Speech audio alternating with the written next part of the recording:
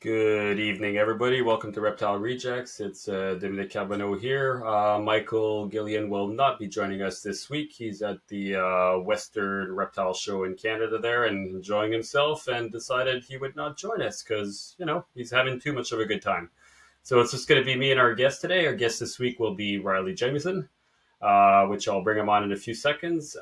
Just before, I actually ended up talking to one of my good buddies who's in charge of the Canadian Reptile Expo or the Breeders Expo, which is the biggest reptile expo in Canada, which is happening September 13th and 14th.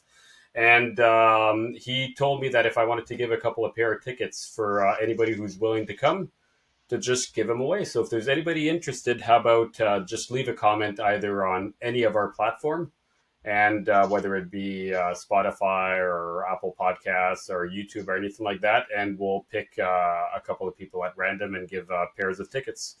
Except for that, our guest this week, Riley Jimison, fellow Morelia breeder, somebody I've always enjoyed thoroughly talking to. So since it's only me, I figured I'd pick somebody that takes care of animals that I know, and it's going to be much easier to talk without having Michael here. So, Riley, how's it going? It's going well, man. Thank you for having me on. It's good to chat with you. Hey, happy to have you on, man. So, how have you been? How's life treating you? It's been interesting. Throwing curveballs my way, but we roll on, wake up every day and accomplish whatever goals we can and, just get through it.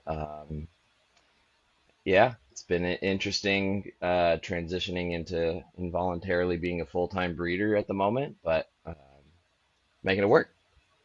Sounds good. So, I think the majority of people know you, right? So, but if you want to give us maybe a 5 minute synopsis of who's Riley and where Sure. you come from, like the lowdown, so people can get a bit of an idea here.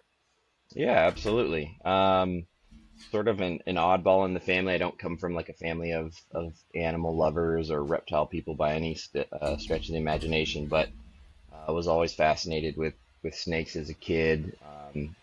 Pushed it off and got my first king snake at like 9 or 10, and was always infatuated with them. Fast forward to um, sophomore year of college, I'm out of the dorms. You start looking into keeping reptiles in my own place.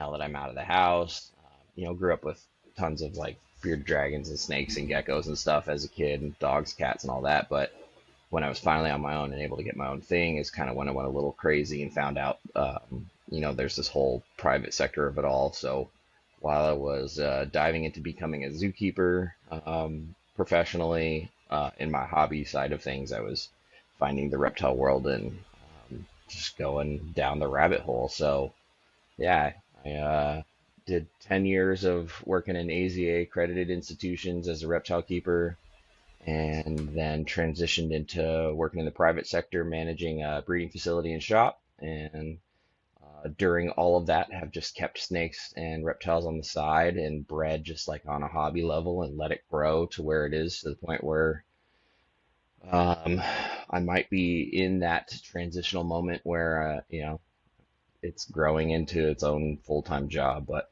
we'll see. It's been a lot of fun, and I got over 200 snakes in this room right here, and it's mostly carpet pythons.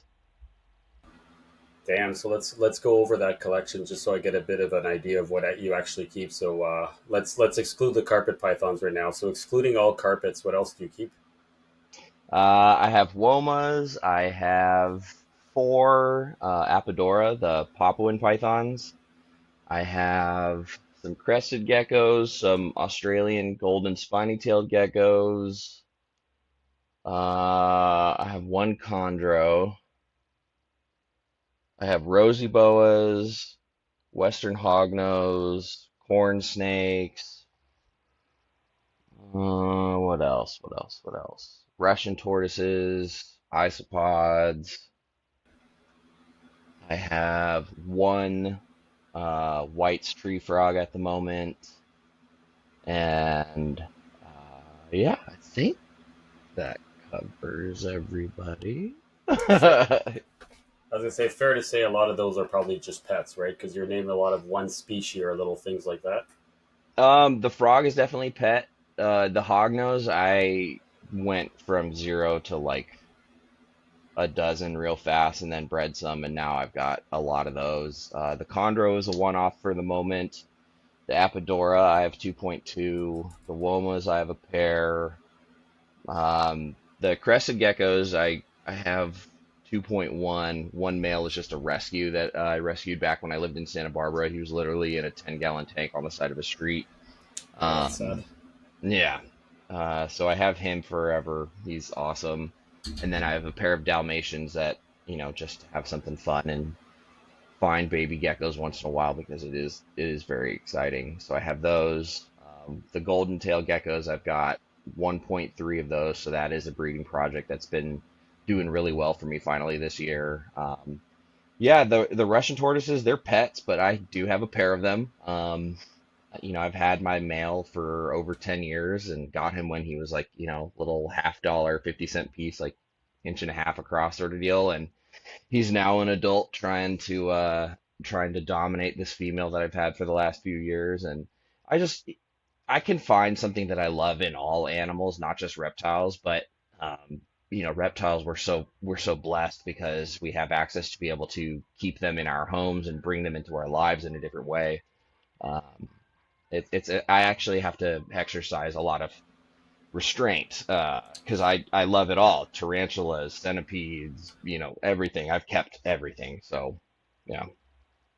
Fair enough. Do you ever find it hard to have animals that are all of, let's say, insectivore, omnivores? You've got herbivores, you've got carnivores. Like, I don't know. To me, I'm listening to you talk, and I'm like, oh my god, you got to get all these different food sources ready, and they're probably all eating on different things. Like your Russian tortoise, I imagine you're feeding them every day, right, daily, and Yep. then your crested, maybe every 2 days, you're feeding them. I don't know, like I've cared for a couple of those, but like all I'm thinking is, man, that's usually people tend to, if they have various animals, they tend to stick to one or two food source. But you've literally got every food sources in there.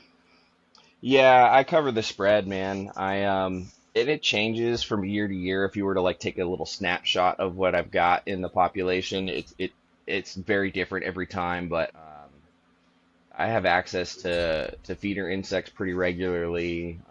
The tortoises, fortunately, they love dandelion greens, which you can get at any sort of Rayleigh's grocery store for usually like $2 a bundle. They're pretty cheap.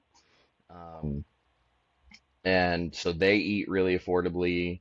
I get crickets and bugs from the local shops. And yeah, having a background in zoos, I'm used to sort of mentally compartmentalizing like, okay, for animals that are herbivorous, if they are tortoises and things, we're probably going to feed them every day. If they're lizards, it just depends on what type of lizard and seasonal variations. The tortoises go to sleep during the winter, so I get like a break for 5, 6 months in that regard. And yeah, I've just kind of got like little schedules for everybody. Just little things that I remember. Like it usually revolves around like a Monday, Wednesday, Friday routine of those being like the main feed days for more insectivorous animals or things like that. But yeah, it's just a lot of attention to detail. There are Yeah. definitely times where it can get away from me. Like if there's a lot of family vacations going on, I kind of do the bare minimum just to get everybody through me being away for, 4 or 5 days. But um, yeah, just make it work. There's a reason why I don't have a lot more high maintenance, like daily attending animals at the moment. But, if I find myself really sticking to this full-time thing and going expanding down the road, then something that needs a little more daily food and attention, or colubrids that eat a little bit more, isn't necessarily a huge challenge if I'm more available. But Maybe monitors in there that requires a lot of time. yeah, monitors require a lot of time, even if you get them onto like an affordable food source, like say you've got like a good source for chicks and it's not a big monitor. They just, there are a lot of cleaning, a lot of egg looking, checking the lights, checking temperatures. It's a different level of attention. Um, yeah, you definitely need to spend time with them on a different level. And then, a snake bite is no big deal. You can kind of just brush it off or just take it and move on. But a lizard bite is often quite a bit more consequential. So there's more to it for sure. Yeah. I've kept monitors, only one at home, but I've worked with plenty at work, and I always love the fact that like I get the full on experience, but I don't have the responsibility of like housing it and footing the bill at home. So, because that would definitely impact all of this. Yeah, I totally get it. I think I've done the same thing. I've worked in a zoo for 10 years and it was the same thing. I've worked with crocodile monitors. I've worked with everything from the large, 60-pound water monitors to everything. And I've only ever kept one monitor in my care, and it was a big black throat.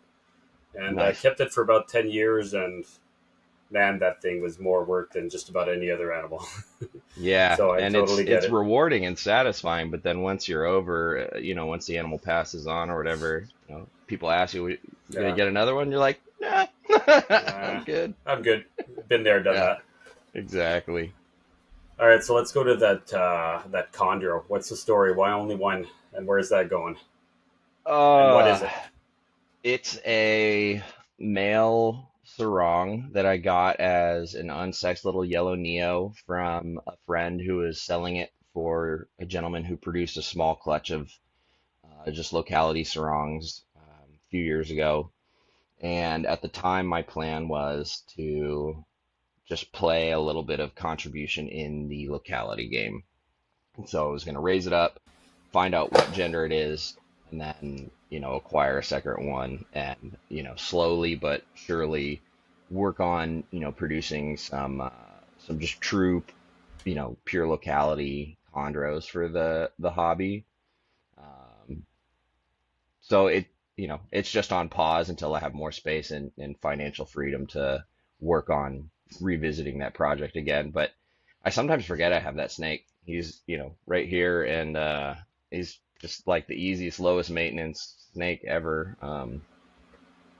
Yeah. So I yeah, hear it's people just say that all the time. It's a really such an easy animal to care for, especially if you're not breeding them.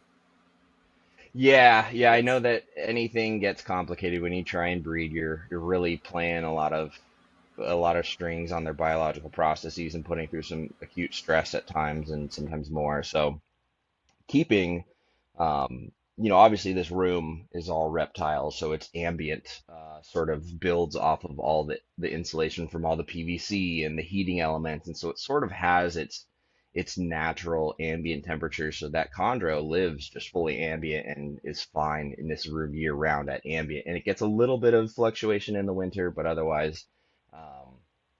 I'll temperature gun the enclosure at random times of the day, night, year, and it's always within these really good, like 70s parameters. It doesn't really fluctuate much. The animal's super hardy, eats every time, sheds perfectly every time, like no issue. But I'm sure whenever I commit to finally pulling the plug and getting the female and doing that, I bet you I'll encounter my fair share of challenges. They are an unforgiving species to breed for sure. you have absolutely zero heat on him though. So your ambient is what, 77 to 79 or even lower? Even higher right now in the Okay. summer. But yeah, in the winter it will get a little bit lower. I try not to let the ambient get lower than like for the room, like 68, 65 is pushing it. I can get it lower. But each year, each winter, I've gotten progressively lower and lower. And last season, I went a little too far, and I had animals get a little bit too cold, get RIs, and I had some Yeah. pass from just getting real too cold. So And are you talking about all Morelias in that case? yes, Are you yeah, just doing are you doing any heat during the day though? yep, yep, definitely. Okay, let me rephrase. Are you doing only heating up the room? Or are you doing like a hotspot to 82, 84, 86, 88, depending on the species? They still had hotspot, but the ambient was much lower. I wasn't adding like an inkwell or Honeywell heater or anything like that into the room to add heat. So during the winter, I can, depending on how much I fiddle with the window and things like that, I can get this room down pretty cold, especially the caging on the floor. Can get into the low 60s if I really want it to. I do have diamonds in here and they don't care, but obviously my Papuans and some of the other stuff they don't really enjoy that cold. So what I've done in the past was when I I bred my Brettles pythons. I brought them to the warehouse that I worked at and just set them up in a tank in the back, so they would get into the 40s and 50s at night, but then they'd have a timer pop a light on during the day, so they were getting their 6 to 8 hours of bassing temps. And I think just because I pushed it a little bit harder this past season than years prior. Um, I think some of the animals, just the stress of breeding while that was going on, just in going deeper, colder than I had before, was a little too much for them. Yeah, I feel like whenever you bring animals cold, it really brings out if any animal has anything going on, right? Yep. Anything at all. If it's, and when it's in perfect health, even if it's got a little bit amounts of viruses or a little bit amounts of a bacteria, whatever it is that it's fighting, it can do Yep. fine because it's fighting it pretty well. But when you cool them down, and then all of a sudden their immune system slowly ramps down because the heat isn't as high up. If anything that's underlying in there, it comes out. So Yeah. that's when, like, I tend to have usually, I'd say one sick snake every single season. There's that one that you're like, oh shit, like it's I'd say it's almost a seasonal thing. Yeah. There's always, like you said, there's always one that doesn't handle it as well as the rest. I did have quite a few bounce back, of course, but yeah, I did lose a few animals. But that's the price you pay when you're finally breeding and you're actually like putting them through the ringer. It's a lot of stress their bodies go through. So Yeah, you lose one or two, and then you breed, 100. You pick your 10 right. holdbacks, and somehow you still have too many at the end. Yeah, yeah, absolutely. So I'm actually curious right now. So I have a very similar problem where I keep mainly Morelia, and I've always done the winter breeders, and Mm, I did inlands. Well, last year for the first time, and the inlands I bred them kind of like a winter breeder, but I brought them as low as I could, and I put them on the coldest, on the bottom, directly on the floor. So, my whole room went down to maybe 64, 66, and they went down to low 60s, like probably hitting nice. 60. And I think that's as low as I got them. And it worked. Perfect. I got inlands for the first time this year. Now I have diamonds.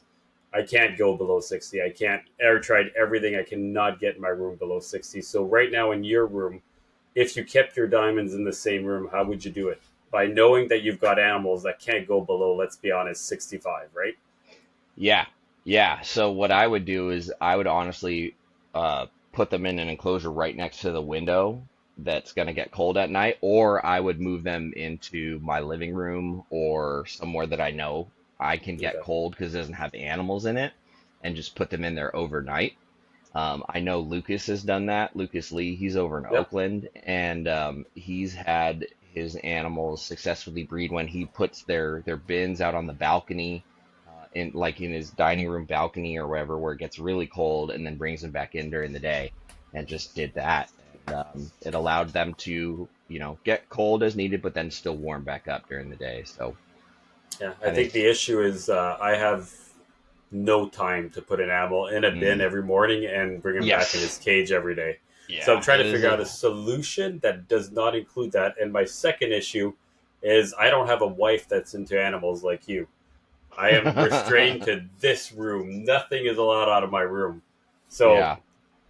so I'm just curious, if you had to do it in the same room, you would do it with a window. I have no window here, but I do have access to the outside if I plumbed like I could probably get a that this is my current plan is to get a 6 inch Hmm. like air duct bringing Hmm. cold air, Hmm. and you can literally buy little fans that fit in those to Yep. push cold air directly into the Yep. specific cages I wanted to do. So Yeah. that's Even kind if of you my threw them idea. into, yeah, even if you threw them into one singular cage over the winter, had a ducting with a fan, and just pulled all that cold air in every night, and just put Yeah. them in that every night, and then just have the fan on a timer, so at night it comes on, and then during the day you have a little heat lamp, because they'll be fine over the winter together. They'll just hang out, and then they'll breed once spring comes around. I was thinking of putting a probe in the cage that's cooled off, but that turns on the fan when it gets too hot. You know what I mean? Perfect. So I if think it that's a gets too great hot, idea. it turns the fan, pushes more cold air, and as soon as it reaches that cold temperature, it stops or something like that. I think But that's a great idea. Anyway, just a thought because you were talking about, and you seem to have the similar problem, but you've got a much easier solution. You got Well, a wife that lets you put animals anywhere. I will say that my mentor and good friend Todd Dyer, when he was producing diamonds for Psychotic Exotics, he had a warehouse situation. So one whole building can't really, get that whole thing cold without affecting the other animals. So he had the diamonds in enclosures right by the roll-up door, and he cut vents in the sides of the PVC cages and did exactly that, ducting and fans to pull that cold air into those enclosures, and then just basking lamps that would go on during the day. And he was successful plenty of times. Oh, that's interesting. So the idea does work. Yes, All right, yeah, it does work. very nice. So Yeah, all right, let's shift to those pop wins. So yeah, you got 2.2. Um, Tell me, like you've had him for a while now. yep. I don't think you've successfully bred him. Am I right or am I Nope, wrong? Nope. you are Okay, correct. so You're what correct. are you doing, and how are you getting there? What are you doing differently? How are you going to get there? Well, so far, I've really put 2 good seasons of real trying in, and last year was like really informational and eye-opening for me, and I do have some thoughts. So, I have a pair of 2017 animals that were produced by Kevin Wilminski up in Rhode Island. So they are U.S. captive born and bred animals. And then I have a long-term captive female that's 13, 14 feet long, and then I got an imported baby from Dan Maleri January 2020, right before COVID hit. So he's about 5.5, 6 years old now, and he's pushing 8 or 9 feet. But uh, I know that Ryan and other breeders have had success with multiple males going over females, and I don't know if just some sort of hormonal increase from multiple males around really stimulates that extra oomph that the male needs to get the job done, or if there's something we just don't understand. But um, the nice thing about these snakes is they palpate really easily. So I was able to get my females to cycle and get follicles in them. And last season, what happened was I actually had a heating element in each of my enclosures fail for about a week or so. And so the females got really cold. And then I was breeding again, and both of them blew up, went off food, and were locking. And then I guess one of them, went a little bit longer and was kind of stringing me along. The other girl went right back on food. So they're really difficult to interpret. With my bigger long-term captive female, I don't think I was feeding her enough last season to really convince her biologically, like, boom, not only were you getting slammed with food, but there's a ton of it. I was feeding her frequently, but it was like, 2x, 2 or 3x rats, every week, which is like a tic tac for her. Now she eats, 2 pound piglets, and it's like it barely is noticeable. But I think I think they need a massive intake of food. I've been talking a lot with Ryan Young, and I know he sort of with his Papuan species of snakes, he likes to cycle them with food cycling and do less in the winter, more in the summer. Or no, other way around, less in the summer, more in the winter. Um, and so last season, what I was doing was I was pulling my male out, the captive born and bred male, and putting him with the females, engaging their responses on the initial sort of like acknowledgement of a male there. Um, they are actually quite cordial. I think if you try and pair them outside of season, that's when you have issues, or if maybe they're mixed sex, you might have because they've been known to cannibalize each other, females eating males. But I was comfortable, leaving my male in with them for days at a time because they would show me in the first few minutes if the female was anywhere in her cycling system that she was at least okay with him being there. If she wasn't okay with him being there, she would buck him like a retic, run away, even as much as like head bluff him, and he would. If he wasn't welcome, he would show it too. His behavior would be very terrified, and he would just be like, "Nope, not going near her." But otherwise, they were quite receptive, and that was usually around Uh, so I got some interest in like January, but then I sort of backed off and kept feeding. And because they were still eating very heavily. I wasn't pairing as much, and so then I started pairing back again in April. And so April was when I was actually getting a lot of locks, March and April, and females going off food. So, the only thing I can think of was that maybe I could have kept putting the male in with the one female that was showing me the most signs, because at a certain point I was able to palpate her and I counted a dozen really big like follicles, like golf ball size follicles in a row, like boom, boom, boom, boom, nice linear. And I would put the male in, they would lock, spend a few days together, and then I'd separate them, feed, rinse and repeat. And then she stopped being interested in food. They would still breed. And then one day I would put him in and she wasn't interested. He was, in an hour later, he was sleeping on the other side of the enclosure. They were just acting very uninterested. I separated them, tried again a week later, same sort of thing. I was like, okay, they're done. And nothing came of it. So, they are as difficult as they have alluded other people to. I don't know. Some people they keep them in a nice, really consistent 85 degrees or so, and food cycle them and just let them breed when they breed. Um, and some of us, get real close and nothing comes of it. So So if I'm I don't know. right, they're more of an equatorial species, right? Yes. Yeah. Yeah. Yeah. Definitely. So you can try to play a bit with temperatures, but realistically, I don't think it has a huge impact. So my Right. guess is, so you're more talking about trying to do it more like I've heard a lot of people talk about Timors, about Mm, how they need to be fed like a crazy large amount to get them to go. Is that yeah. kind of what you're thinking? Is that the Yes. theory you're That's okay? what that's the variable I'm going to tackle much more aggressively this year. So last year, I didn't have piglets on hand from Jeff Kelly of El Segundo Pythons. He sells, humanely cleaned and stillborn pigs of various sizes, Yep. frozen and shipped wherever, and they're fantastic. And these Apadora love them. And but last year, before I had that, I had really large rats and some big old chickens, and I was just feeding them like as much as they would eat, like two, three in a sitting, once a week, give them a chance to gorge, and just really slamming them. And I did get to a point where they stopped. They were just like, okay, we're done. And so I was encouraged to see that, but I still don't think, especially the bigger girl, the long-term captive girl, I still don't think I was able to trigger her biologically to be like, okay, we've got enough, food on hand. Let's go. Like she had enough to exist and be healthy, but it's a big animal. It takes a lot to really get her fat. So Yeah, I feel like we're so conditioned lately to in the past, let's say 10 years, to like keep your snakes slim, stop overfeeding your snakes fat, blah blah blah. That we're a lot of people are very, especially breeders, are very careful with not overfeeding their snakes, and some of them are a little bit different than that.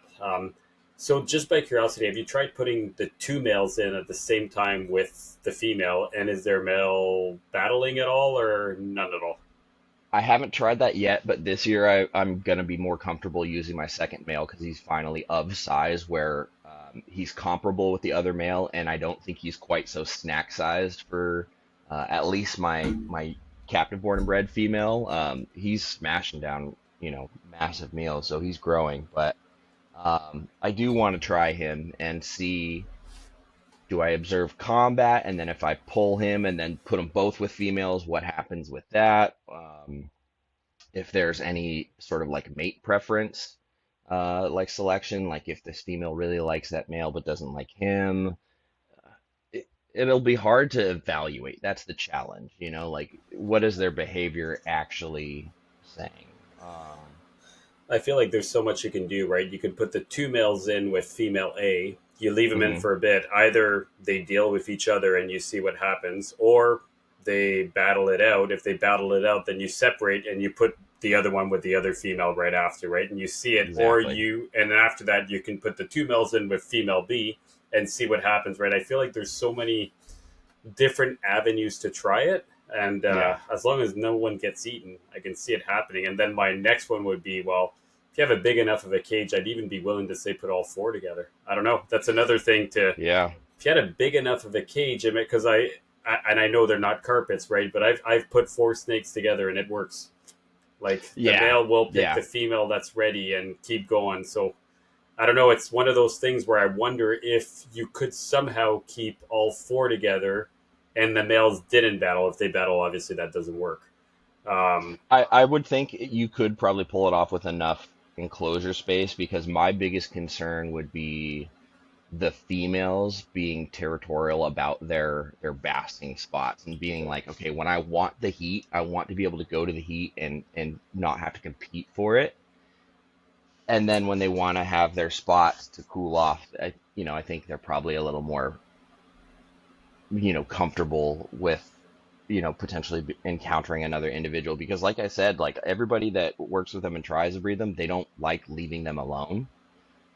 I've left mine together for a week at a time, and they just breed and breed and breed. And then, obviously nothing came of it, but they were cordial. They were very friendly. They weren't aggressive towards one another. Like I'd lift up hides and they'd be snoozing together, tied up every single day.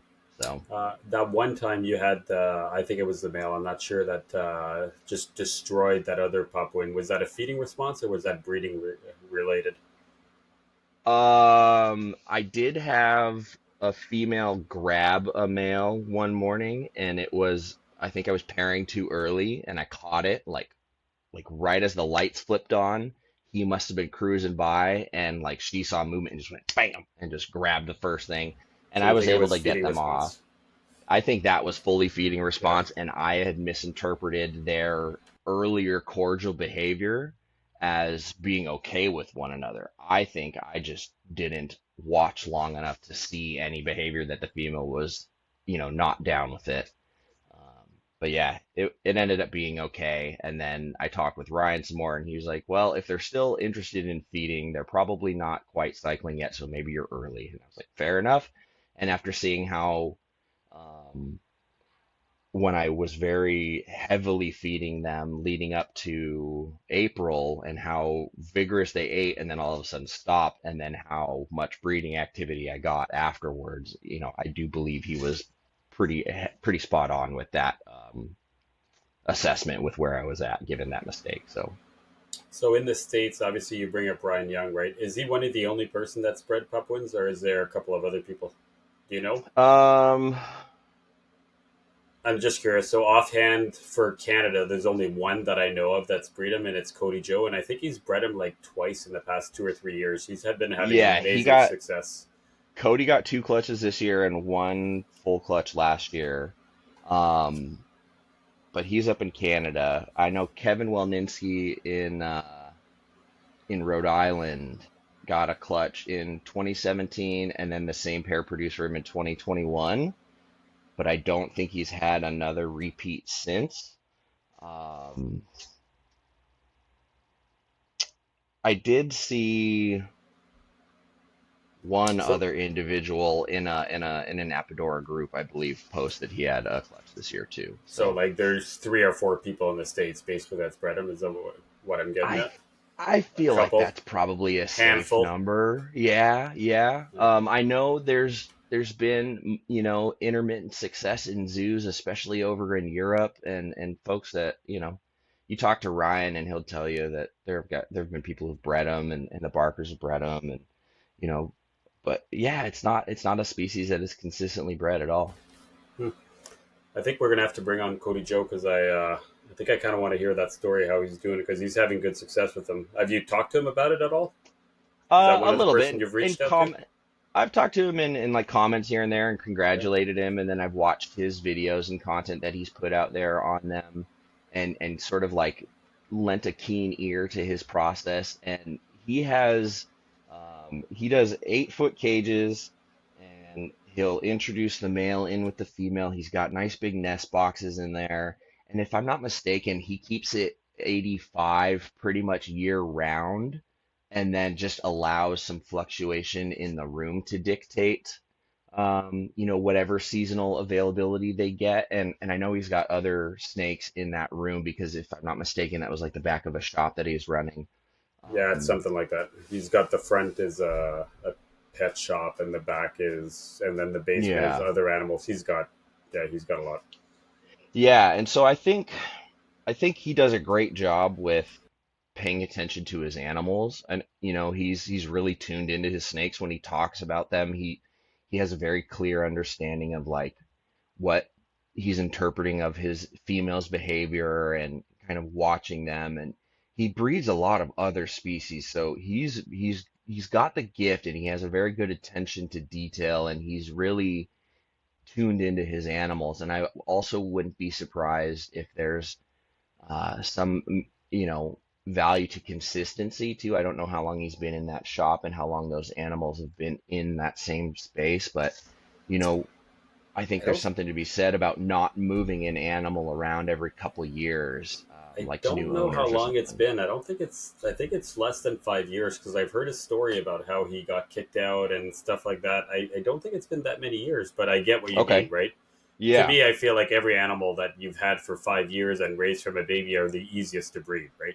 They've totally. been used to it forever, so it's Yeah, they come up in your system of care, yeah. and they know all the stimuli that they're going to experience from day one, pretty much. Well, I hope you eventually breed them because I think they're an amazing species. A species I'll never keep because I can't keep anything over 2 meters or what is that, 7.5 feet for you Americans.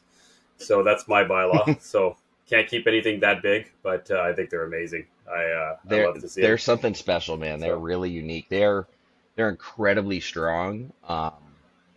Getting my female out of her cork, like she lives in this like cork round. That's like her favorite spot.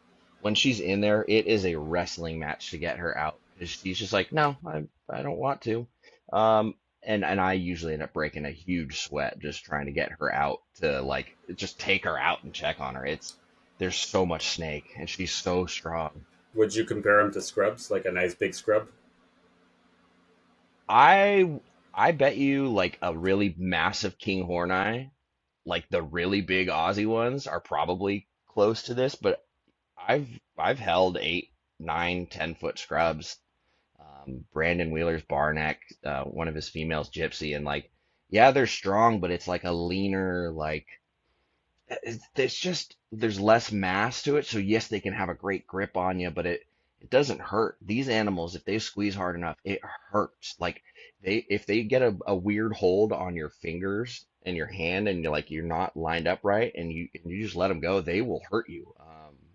Yeah, without really trying. They are insanely strong. Yeah, totally right. Very cool. All right, let's jump into the fun stuff. So carpet pythons, you've got a good amount, Yeah, right? man. Let's. Yeah. Do you have them all? Do you have inland Bradleys? Let's go Darwin coastals, jungles. What am I missing Yeah. there? Papuans. Did I D miss any? diamonds. Did I say diamonds? Yeah, you definitely don't have gammon Flanders. No. No, not yet. No. I know a few Americans have them, even though they won't say it. Yep. Um, Those are Southwestern, on my nobody list. does. Yeah, Yeah. I've seen them. I mean, again, I know of one or two Americans that have them, and UK Python have them. I just don't want to pay the price Right. for them. Yeah, the price So, is always the big hurdle. They can get here, but yeah, it's a sticker price right there. okay, so let's start with the most common ones, the one that everybody loves, jungles. What lines Yeah. do you have? Oh, a combination of a lot of stuff. I've got stuff from Ed Lilly that has like Vandeventer and Ivory stuff. That I've got stuff from Psychotic Exotics that includes animals from way back in like the early 90s. I've got stuff from there's some cover girl representation in some of my zebras. Um, I have some MIA line stuff that came in to the country a few years ago during COVID. That's cool. Uh, what else? I've been making my own striped line stuff with a combination of a lot of different lines that has some like CBR and hair and Lazic and stuff in the back, and then that Ivory Van Deventer stuff produced a lot of stripe stuff that I started a lot of the founding stuff with. That's so really important when you get a nice clean stripe. Are you going to try to confuse everybody and mix the word tiger in there? Nah, I went back and forth with that, and for a while I was like, you can't do that." But then I was like, well, but it's accepted in like the Tiger Darwins and the Tiger Yeah, IJ line and all these other things. I'm like, it well, shouldn't be, but yeah. it shouldn't be, but it is, and it's just if that's the way it is, then like, does that mean I can go and do that? And I was like, no, I don't think I'm gonna do that. At one point, I was convinced I was gonna do that, and I was like, why can't I? But now I'm like, I don't even wanna, I don't even want to play in that dirty pool. I'd rather just give it my own name. I feel like you can. The problem is that whenever I feel like somebody calls a tiger, like if I have a tri stripe or a nicely striped coastal that's not a Balin line tiger, right? Hmm. And I call it a Hmm. tiger, to me, it just, if I say it's a tiger, then it means it comes from a Bila, like a Balin lineage, right? And then it Yeah, just mixes everybody up. Like, yeah, it's so frustrating. And when the Darwin came out, I'll be honest, I was a little surprised that Nick called his Darwin's tigers because I was yeah. like, man, that just. And I get it; it sells better with the word tiger because everybody loves it. But god damn it, it mixes shit up.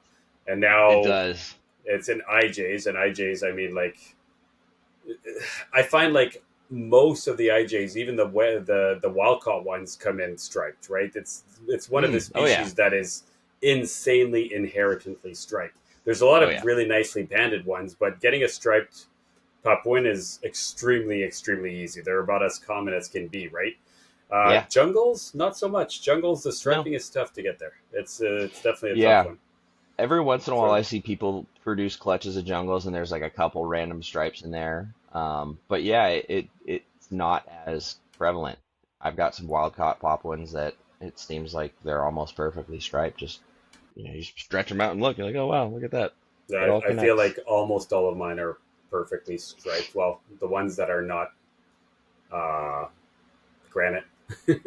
Yeah, Everything else, I yeah. think it's pretty much striped. But I'm slowly dwindling down my Papuan carpets purely because I've been working the marble, the granite. Um, she's granite xanthic, and I'm at the Hmm. point now that I have a 1.2 granite xanthic Nice. representation. So all the other ones that took me forever to get there, my females are now they're what 2023, so they're getting up there, and my male's only 1 year old. But you know what I mean? Like it's at some point Yeah, all the possible hits and all the they gotta granite go. het xanthic, and eventually I'm like you don't really need them Yeah, when you can produce directly to direct. So right. so Yeah. back to your jungles. I noticed you got something that's pretty cool that I've been breeding for a little while now. You've got ocelots, right? That appeared in yours. Yeah, yeah. So why don't you talk to me about Unexpected. where those came from and what is an ocelot too? Because it's kind of like a gene in itself that I feel is different than what appears to be the ocelot in the coastals. But I'm curious to see your take on it. Yeah, personally need to see more of the coastal ocelot stuff to get more of a comprehensive understanding on that. That being said, to me, an ocelot, um, much like how Papuans can really easily stripe, I think there are some jungles that can easily throw sort of like rosettes or circles on there, but it's not always consistent.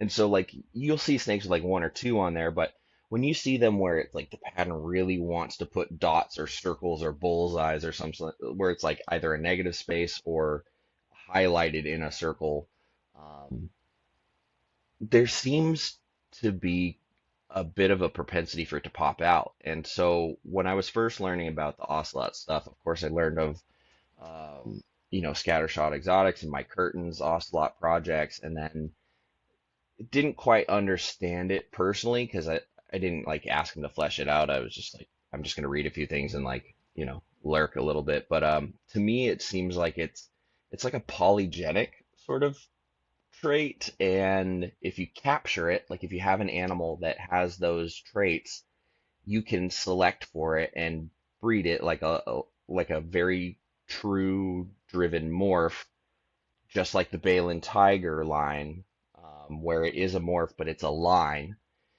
But I think there's a couple of lines of ocelots, or they've popped out in several people's collections, sort of uniquely of one another. So I was actually going more for stripes, and I produced some striped jungles in 2019 that I kept a trio of and raised up, and they have nice dorsal stripe, but the flank markings are these nice sort of like circles, or they almost look like spades, like playing card spades. But I never really like looked at those as a potential ocelot or anything, and didn't even think about that until the two clutches that I produced last year hatched, and there was a lot of stripes in there, but there was a lot of animals with just very clear ocelots down the side, just highly defined circles going way up and down. And and when I collectively stood back and looked at the two clutches, I realized there was sort of a standard expression in variation that, in my opinion, lined up with polygenic. You have like a few really high expression animals, a few really low expression animals, and then a lot of animals that are sort of like in the mid range of expressing that ocelot stuff. Um, so to me, what I think I have popping up, which I'll do some test breeding over the years to see, where it goes. What I think is an ocelot line, but I do think it is a polygenic sort of trait. Are you Yeah. breeding only your ocelots in normal jungles, or have you put ocelot in zebra yet?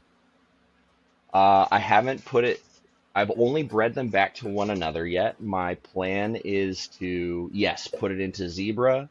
And I also have a zebra that I hatched out this year. Actually, a couple of zebras that I hatched out this year from my female super zebra that have what appear to be ocelot markers as well. So I might see if those down the line react with some of these animals too. So there's a couple different directions I'm going to take it. I'm going to breed them back to the adults, see what happens. Breed them to unrelated jungles, see what happens. Breed them to siblings, see what happens, and then see what happens with those newer zebras that just came out, and just keep going, see where we So go. I'll give you a bit of my insight because I've been breeding them now for, geez, I think I'm on generation 4. Nice. So I ended up getting some ocelots that popped out, but mine popped out in, I never noticed it in the normals. Okay, Okay. just because, like you're saying, it's just you would get spots, and you're just like spots, right? And most of the time, you would get ocelots. You tend to have a lot more striping in the animals because the Mm-hmm. ocelot would detach the pattern off, and the Mm-hmm. dorsal stripe would automatically form. But I never Mm-hmm. really did anything out of it. Anyway, but then, and I would always tend to keep more the zebras and the zebras that had the ocelot markings because they were really cool, and I ended up getting rid of all the normals because I'm like, I can still produce normals with the zebras. Um, Mm-hmm. so I've done a lot of test breedings. I think I'm at about 12 test breedings, if not even no. Well, just this year we have 7. We bred 7 jungles, me and my buddy Chandalance, and so we've been doing Nice. a lot of them. But so first off, if you breed a zebra that is ocelot to a completely unrelated line. So, and I've done this test breeding to, like, the one line that popped out all the ocelot, I bred it to a German line, which were two Mm-hmm. completely, and I've never had any ocelots pop out of a German line.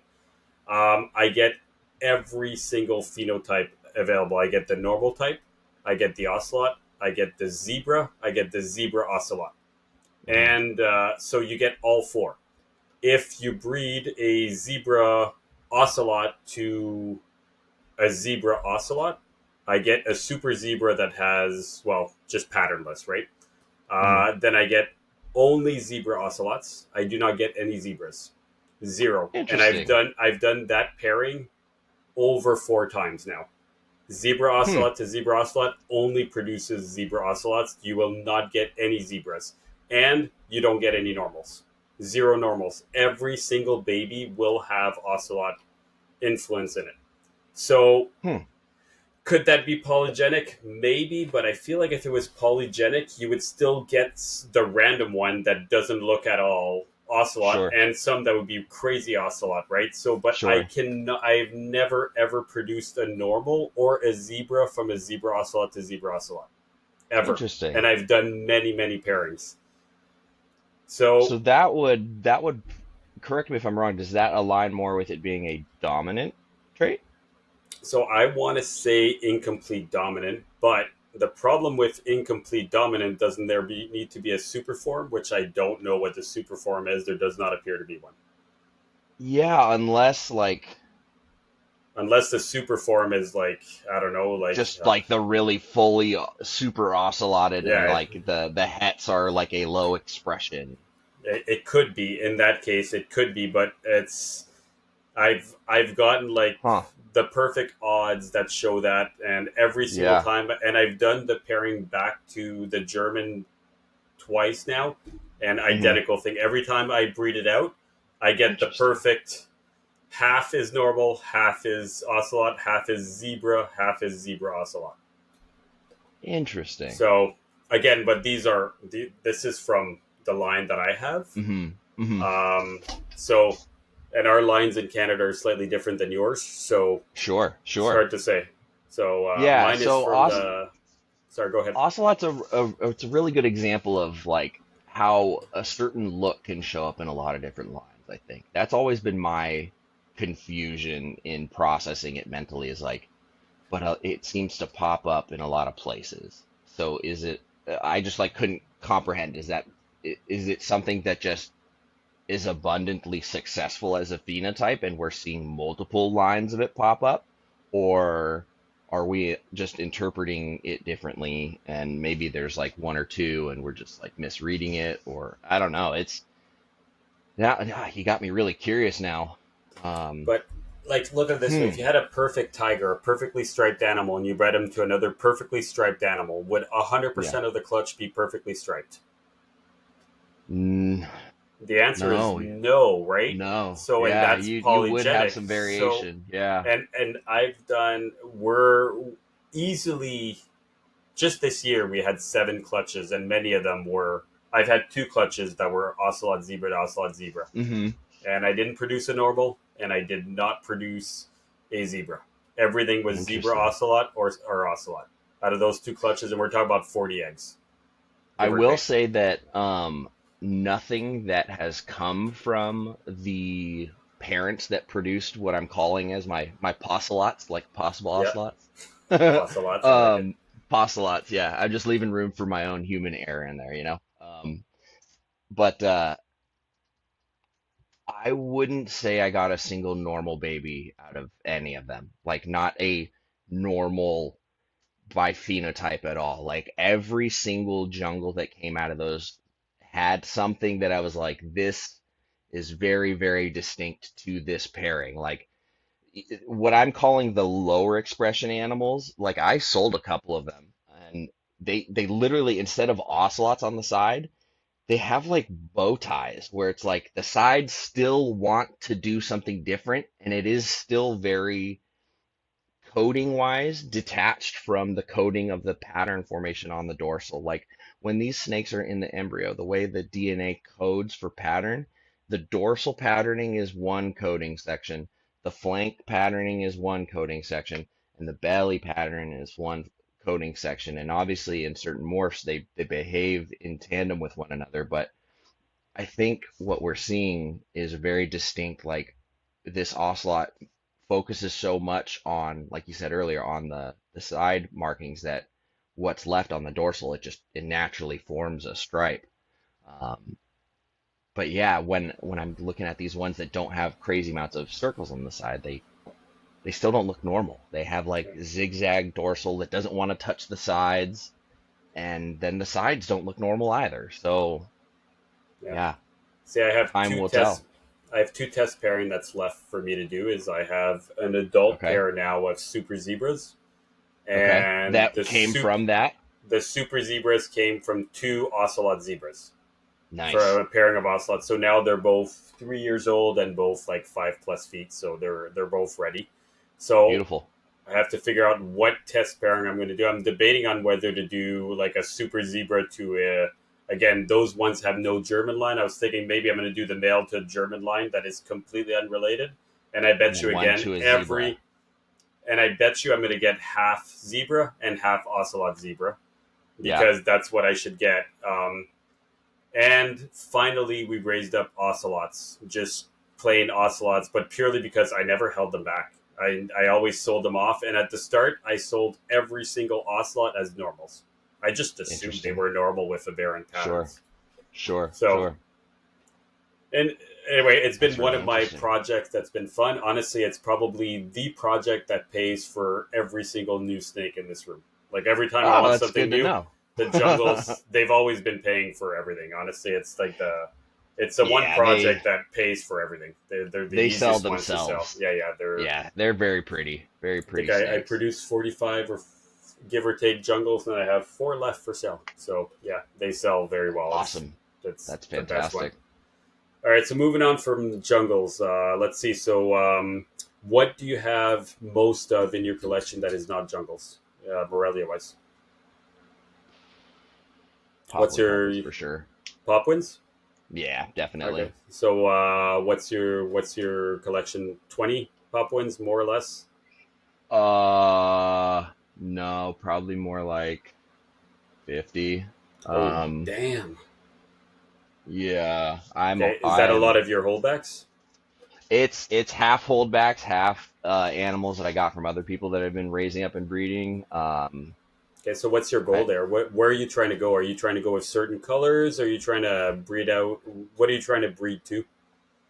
so I have a few goals within the Popwin stuff. I want to keep the Boa Cabana animals alive that Jen and Scott Holland imported in the early 90s, and they've kept their line pure and done a lot of selective breeding. So I have a trio of those animals, but I also would like to introduce those into some striped stuff that I've produced because those animals make some beautiful creamy striped stuff that's just fantastic. And like jungles sell really well, pop wins for me sell really well. If I'm making really nice colored animals, people just really like them. I have some stuff that goes very, very dark. So I have some animals that come from Emily Stoddard, although she got married, so her last name is now Emily Dubois, I believe. I'm behind the time. She got married a few years ago. Anyway, she made some really beautiful dark popwin carpets that I got a while back from her that have since been breeding like crazy for me and throw a lot of really nice dark animals, but there's still some that come through with some odd fire orange in there that is really unique. So I've held a lot back from that. I think I've held there's a pair from the first time, two pairs from the second time I bred them, and I'm gonna keep probably another pair from them this year. Um, I've got a couple different breedings for stripes, a couple different breedings for dark stuff. And within the dark stuff, there's two different looks that I really like. There's the stuff that's just like heavy black as possible. Like the females during the winter, their pattern even gets dark and little to no flaming on the side. But then there's some that do like this black and smoky, like lavender gray, and when they fire up, they almost look purpley silver at times. So there's a couple different looks that I've been kind of playing with and keeping back in that. And then this year, I was finally able to get two clutches from my own line that I'm starting to work on for high color, and that started with imports from Dan Maleri about 10 years ago, produced the first generation from those, kept a trio, and then the nicest uh, colored male ended up staying really red even after his neonatal stage. And so I named him Redman. And he's been a fantastic breeder for me, and everything he touched turns to gold.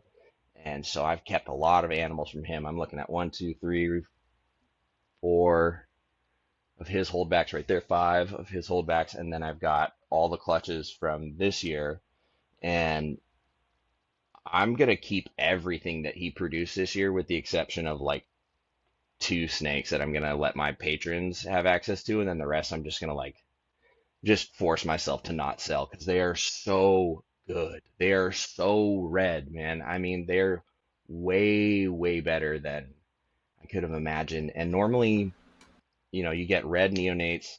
They have their first shed. They're going to retain some of that red. They go into their second shed, come out with a lot of black, and then the red is more of like orange and flames, and you start seeing how they're going to adjust. These things are still just tomato red all up the sides, like really creamy, really, really, really good potential in there. And so just to make sure that I make the right choice and don't, let something go that is a late bloomer, I'm going to keep everything from this clutch for at least a year. I've marked my 2.3 that are just never going to leave, just period. But then the rest, I like every time I check on that, I'm like, oh, what are you? I don't have you marked as a holdback. Yeah, I'm just not even going to put them on the website. Um, that's my favorite stuff right now, man. That stuff like makes the hair on my arms stand up, gets me excited. Like I'm like giddy for every shed from every single animal in that clutch. And they're big, they're robust, they eat right away, and they're the best, man. I just love them. They're, I can't say enough good things about them. So, just so I understand a bit the market. So, first of all, I'll say the market in Canada sucks. Completely sucks for Oh puppies. no. So, the only ones I can move the granite and the xanthics, no problem. A Okay. normal, I have a hard time selling for about $100, and $100 Canadian is maybe $65 American, just to give you an Oh, idea. brother, And a pure, brother. they don't move. They're horrible for that, and they're one of my favorites. But the problem is, I never do more than one clutch, or I'll make Uh-huh. sure that there's mainly xanthics or granites in there, because Sure. if not, I can't move them. So, and it's been really frustrating. It's one of those animals that I don't know why there's just no market here for them. So, how much do they go for the states? Because I often see you guys like, fuck, man, you're posting like $400 or $500 for cheese, like, and that's American. Like, that's a Yeah. lot of money for just a wild-caught snake you can import for $125. Anyway, that's Yeah. that's the price So list here. So yeah, it's interesting because I would say 10 years ago it was exactly the same. It was like pulling teeth to sell them for $200, you know. It was like people didn't know what they were, and if they did, they're just like, that's the brown carpet python that nobody wants. so we're 10 years Um, behind, basically. Potentially, or maybe it's just, maybe it's not even like a linear thing like that. Maybe you just need that species champion up there to really sing their good graces and just show some really wonderful examples because a lot of the hobby is shifting towards what is reasonable in terms of cost and size. And, Popwins, you can keep them pretty small. And I don't mean by like, oh, you put them in a box and they never grow sort of thing. I mean, you still feed them appropriately, but like, you don't have to push a carpet python. You don't have to feed these things crazy. But even still, you feed them really regularly, they don't get huge. My biggest Popwin carpet is maybe 6 feet, like Yeah, maybe. In I my had a males, I could hold in my hands like this, adult breeders like this. yeah. So, My males are tiny. I as soon as they breed once and they're a proven breeder, like, your life sucks because you're getting just like yeah, a yeah, tiny rat from now on once a month. You don't need to get any bigger. You've done the job. But I yep, had one exactly. female that I think she was 4 feet and maybe like like this big Yeah, around barely, and she would have clutches of 5 eggs, which she was a tiny female, and she was like 5 or 6 years old. Every second year she'd have 5 eggs, and she was yeah, tiny. But I was like, it's perfect, tiny little clutch, some different yeah, variety, and yeah, but they are really small. You can almost like. I kind of feel bad, but a lot of them, like you have a 4x2, you can almost cut it in half and just put your males in those little ones because they're so small, right? 3.5 feet. absolutely, They absolutely. they are good for I that. So you can fit a lot Yeah, more than a big coastal. yeah. So there's some advantages that I think people have been sleeping on in size in that regard, but I will say there is some quality variation in there, and there are some pop wins that like when you look at them, they're not necessarily attractive per se. Like I can still look at them and see a subtle beauty in something that's just brown and black, and maybe doesn't have those really nice crisp buckskin Yeah. bands and nice yellows on the labials and the high contrast. But what's interesting is these animals change a lot. Day and night, winter to summer. Once you breed an animal, especially a female, they go really dark, and sometimes the color they come out of their breeding season with is different. And I don't know, man. I think there's just so much untapped potential in them. When I was first getting into them, imports were costing me $100. Now an import costs me $375, $400 if I want like a good Ouch. a really nice one, you know. And granted, I'm not importer shopping. I'm not going to like what the lowest importer is because I do see some importers that still bring them in and will sell them for like 250. But I've seen some of those, and I saw one recently that came in from an importer, and I don't believe it was even imported. I think it was somebody's hybrid byproduct because it looks like a Brettle Coastal cross, and they're selling it for like 200 bucks. And I was like, dude, there's no way. Like that is, there's no shot. And I know who the importer is, and I've, you know, at my previous job, my shop, we bought a lot of animals from them, and I do know for a fact that not all of their stock is wild caught. They do get a lot of captive born and bred stuff from a network of breeders in their area. So the likelihood of a tub getting swapped, a label getting not transferred or something like that, and all of a sudden this clutch of whatever Brettle Coastal Cross is, you know, one animal gets mixed up and then it ends up on the list like that. I'm not saying that that's what happened, but for me, I know who I buy my imports through, and I happily pay his price because like, you know, Oh, I Dan get it. Maliri, yeah, he's the best. He sets the bar, and he's been really good to me over the years. I, you know, was fortunate enough to live in Santa Barbara and be able to vend a lot of the shows near him, or actually even vend with him, and help him out. And his wife Apple, she's wonderful. And so to me, it's also, you know, a way to support somebody who I think is a great representative of the hobby, and it's like voting with my dollar, you know. So like I could go to insert importer X here, but like I don't know, man. I'd rather have the peace of mind knowing that this thing is exactly as is described. Yeah, I totally hear you. And the importer thing, like I've actually, no, actually, still I'm at that point. I have never owned an import ever. Oh, really? Everything's always been captive bred until, well, and I can't even say I own it. I have bought a pair of imported scrubs, but I Nice. can't keep them. They're too big.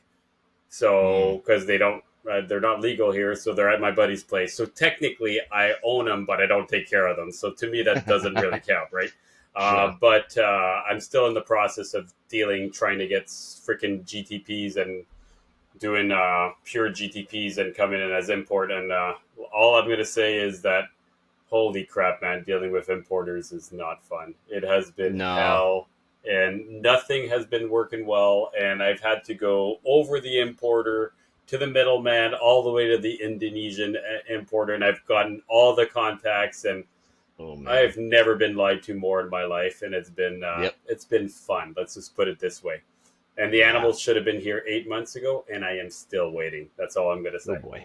So Yeah. yeah, Oh man. That's a it's that's been a fun. that's a cutthroat business.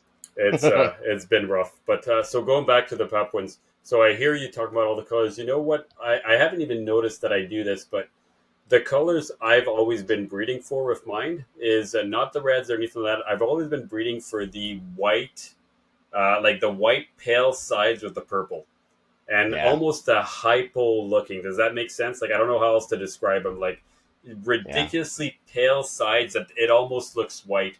Almost all of mine Oh, have that, and that's always the ones that I've held back. And I I've love that.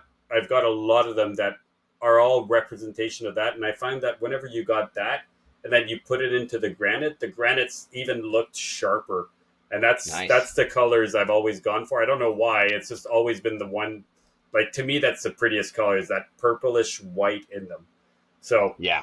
just Yeah, that's I couldn't agree. Those ones stop me in my tracks. Like I've got some animals that will fire up like that, and if I catch them at like, you know, 7 in the morning or late in the evening, I just happen to check on them, and sometimes they're just sleeping, but they literally look like the moon has been like illuminated through their scales, but they keep like just a little bit of like fish netting on the edge, and it's just white, like bone white. Oh yeah, it's the prettiest look, man. yeah. It's so cool. It stops me in my tracks. I love that. That's the look I've never gotten any dark Papuans. I've never gotten any of the crazy reds or the reds that stick, but that's the one thing that I've been able to pop out, and I've always kept that. And somehow, I think my entire collection has gone that route now. So Nice. yeah, That's a well, beautiful look. That's a it's beautiful look. It's pretty much the only look I have in this room now. So when it comes to Well, that, it's funny you say that because I've got some that'll fire up and do that. And then when they do, they almost look like a jungle to me because then their pattern is just really bright yellow instead of like that buckskin. And so sometimes like I'll look at an animal and I'm like, you are black and yellow with white sides. What is going, what, just like it just doesn't make any sense. And then, check on them the next day and they look normal. I'm like, what is going on? They're so cool, man. I love them. totally. So fair to say, would you call yourself more of a purist or more of a designer? I would say definitely more of a Okay, purist. so That that being said, I'm okay with the designer stuff. I think there's room for both, and my citrus tiger albino stuff is designer. So that's where I was going. So because you're from the way you're talking about it, you definitely are a purist. You wouldn't mix your Papuans with anything else. You wouldn't mix no, your MIA line with your prettiest red man, right? For example, no, like you, that would be heck just no, blasphemy, right? So 100%.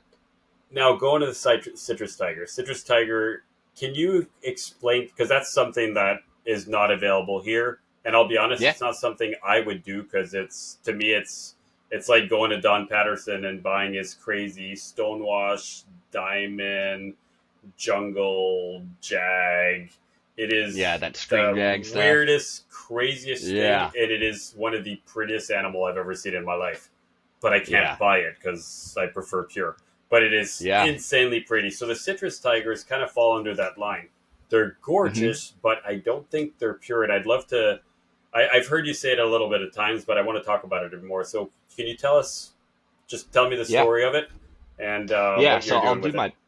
I'll do my best to recount the history of it because it technically comes from Eric Burke by way of Will Bird, if I'm not mistaken, and Eric saw him selling a coastal carpet tiger that instead of it being the buckskin and like grays, it was like more black and yellow with high contrast on the sides, clean portholes on the side, and like this really unique gray wash. And so he ended up buying that, loved it so much when it showed up, he went back and bought the rest of the clutch, and then bred some together and produced what he then started calling citrus tigers. So And what was it they, sold to him as though? a coastal. It was sold as a coastal. Okay. Yeah, so sold him as a coastal. And it's you're looking at an animal with that typical sort of symmetrical head stamp where like you've got the line to the front. It's almost a 5 point star, but then the gaps in the middle, it almost makes like a face. Um, and then really great stripe, floating clean portholes on the side, and the dorsal stripe tends to be yellow, bordered by really rich blacks that then fades into that really like high contrast sort of gray wash on the side, and then you have those yellow portholes in the middle. And so if you were to go onto Eric Burke's website or if you were to ask to see like even my female that is het albino and has Darwin blood in her has that same very strong phenotype that's very high contrast look. It's very, very strong in the offspring. And so he bred some of them back together, found out the look kind of stayed consistent. And then at that point in time, he was very much into mixing and doing all sorts of morph crazy stuff. So he wanted to put the citrus tiger into a little bit of everything. And so at the time, I ended up acquiring a female citrus tiger that's het albino. And he hadn't made the visual albinos. He had just paired it to a Darwin, and you'd never know if you look at the original citrus tiger that is unadulterated by any other subspecies, and then this female, you wouldn't be able to say like, oh yeah, I see the Darwin influence now that this one is het albino. So it's a very potent phenotype. Okay, so let me just stop you there. So did he breed the citrus tiger to a pure Darwin albino? Okay, and that's Yes, the in baby order you acquired. Correct. Yes. So Okay. my stuff starts from there. The original Citrus Tiger stuff is pure coastal founder. Then Eric also started mixing it into other stuff. So there Okay. is pure coastal Citrus Tiger as far as we know, and then there's the cross stuff. Okay, so are the original stock, as far as we know, is pure coastal As far as we know, I don't think Eric would throw the word pure in front of it because he will because there's openly admit. questionable lineage places. Bingo, exactly. Okay. It's just you can't. At some point, there's question mark as far back Yeah, as you go, as far there's as question marks on every single line, maybe except the MIA. And even then, can you and guarantee it even didn't come then, from a breeder in Australia that was, exactly, mixing his shit and then it came here, right? So to me, that's exactly, still a question mark. correct. So the So citrus it's tigers are pure, and are they called tigers because they come from Balin? I believe so. Oh, Actually, I do really? believe. Okay. Yeah, I do Okay, I believe. actually want to know. I'm curious on that one too. Yeah, yeah. So I do think they check that box in the original stuff. Will Bird bred a Balin tiger in there. So if I'm not mistaken, Eric can definitely um, recount the story better, obviously. But so yeah, I brought that animal in, raised her up, and then I paired her with an animal that I got from Hesham Liz of Magic Carpet before he got out. Um, and he's a Northeast Coast guy. He's now into a lot of aquarium and fish stuff. But I got a possible super caramel striped albino from him that turned out to be just a striped caramel albino after the first breeding.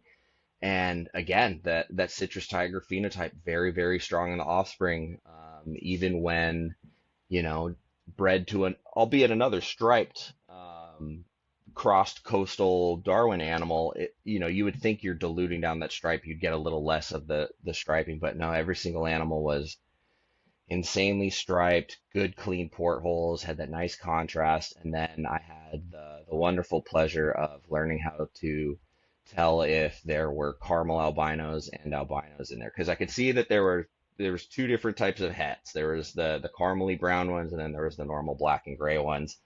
Um, but the albinos at first it was hard to tell, and then after they started having their sheds, I started being able to see like, okay, what color hues and where are these variations in these early stages. And it on some of them it still can be a little bit trippy, but it's just a beautiful look. The albinos hatch out with so much color. I have pure Darwin albinos in front of me, and I have citrus tiger albinos in front of me, and the color is just on another level of intensity. And I think that's just because when you're mixing coastal and other things in there and you're adding a lot, you can just really, really roll the dice on what colors are going to get inverted from albinism. So a high contrast animal thrown into albino, I think Did makes for you a did beautiful you end up albino. Sorry, did you end up acquiring more than one animal that was a citrus tiger head albino, or only one? I want. I only have the one. I would love to get more. I would love to get the pure stuff too, just the straight coastal stuff, honestly. But I do actually have a female caramel citrus tiger that is just caramel paired to a citrus tiger. So she's, as far as that goes, straight coastal. And again, strong phenotype just with the caramel color. Beautiful animal. So I intend on keeping her in sort of line with just a straight coastal project. So I won't be pairing her into any of the albino stuff because I do want to make my own, just true blue coastal citrus tiger line that isn't crossed with albino. Um, but I'll be doing that by pairing her with an exotic tiger, probably. So, So the reason I'm asking this, and so let's go down the ivory line. When you have ivory, mm, you wanted to bring zebra. You breed ivory with a zebra, and then all of a sudden you have a 50% ivory that's hmm zebra, right? hmm And hmm then the only way to get back higher and higher is you breed it back to the pure. You get 75 and blah blah blah blah blah. Now your citrus tiger went to an albino, which then brought hmm it down to really 50% blood of the citrus tiger. Then you've taken that's 50%, bred it out to a completely unrelated. caramel something albino. Yeah, So now you're striped down. caramel albino. So you're down to 25% citrus Yeah. tiger initial blood, and you're still getting that phenotype coming out, right? Yeah, so that Okay. was the first time I paired her. And That's then this season, I paired her back to a male caramel albino citrus tiger from that first pairing. okay. I was going to ask, are you planning to breed the babies back to the initial? Yeah, yeah. Okay, So because that's what I did this year. then you can amplify that phenotype. Yes, yeah. And so, of course, everything like expected with, there's one asterisk though. There's a funky asterisk in this clutch. Um, I got one baby that has not a lick of striping to him. Just one. Out of all the times I've bred this citrus tiger animal, I've never gotten anything that doesn't have stripes. This animal not only doesn't have stripes, he's got spots, like blotches. Like think of the start of an inland's neck where there's like spots and then it kind of Yep. goes into whatever. That's what he looks like. And the color is just off the charts. Like it's way brighter. The yellow stands out way more on top of the orange, and it just doesn't make any sense phenotypically whatsoever. There's nothing about him striped whatsoever. So is that one little fluke because of that dilution? Probably, but it was interesting to see that when I paired, an offspring back, which if we're talking about a 50 percenter paired back to a 25 percenter, I don't know, I would have expected more animals that had less striping from that than Yeah, prior, I but think I you've don't know. got two things going on there. You probably have the fact that striping is not genetic. Sorry, there's no genetic recessive stripes, right, when it comes to carpets. So Hmm. you're definitely polygenic right there. So is Hmm. it possible to get like banding? It always is. Even the two perfect Yeah, stripes will not always give it. And then you've got 100%. the influence of the what else did you bring in there, right? Right, Like right. if you end up with 33% of the citrus tiger, you do have 66.6% that is Yeah, at play. other lineage, right? So all Yeah, that could produce all that weird phenotype. So it just I don't know. It yeah. becomes a cool aberrant pattern one that might be worth holding back and seeing what you can do with it.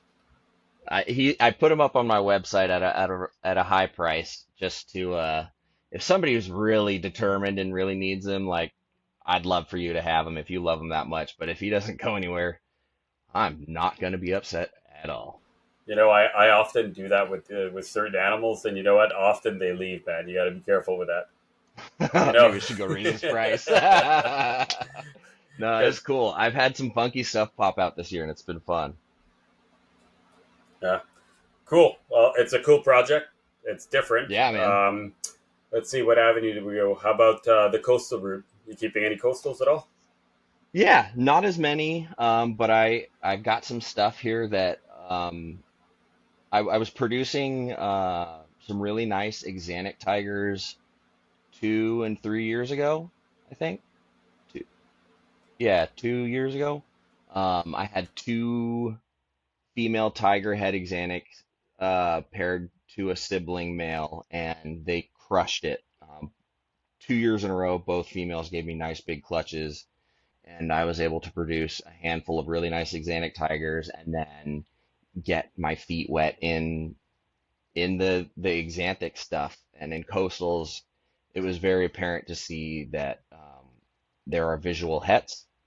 Um, so it is definitely an incomplete dominant, at least in coastals, in my opinion, because I would, het to het pairing, you get a couple that were crispy, clear visuals, some that obviously have the influence, but like it's kind of gradation and they're not quite as pronounced. And then you have some that after their first shed, there isn't a lick of Axanthic stuff in there. Like they're already showing browns and buckskins, and their eyes are copper. You can tell right away. Um, I'd agree with you 100%. It's definitely incomplete dominant, and I'd say that it's the same thing for pop wins as well. It's 100% incomplete dominant. I agree. And Like, actually this year, I did get a visual Axanthic Popwin dead in the egg from a pair of hets that I've done the pairing 3 times, never gotten a visual, but I've gotten animals that look a little bit funky from the rest, where if I like held normal Popwins to this one doesn't look the same.